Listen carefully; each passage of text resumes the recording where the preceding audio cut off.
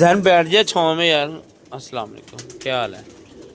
बैठ जा। अस्सलाम वालेकुम। तुझे मैंने यार अभी भेजा नीचे, तो फिर आ गया है ज़ैदी। लो जी, एक तो उतना शौक कराना सी और मैं कहा यार चलो वेले बैठे हैं, बेटे ने बुलाया, मैं क्या आया यार शौक करवा रहा।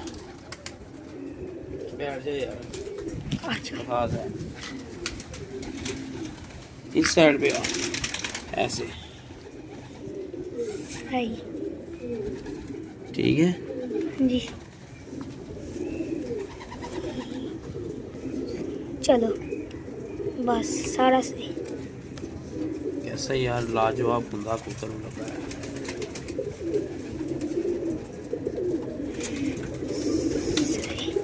सही है, ठीक है माशाल्लाह। जल अंटीक कबूतर है।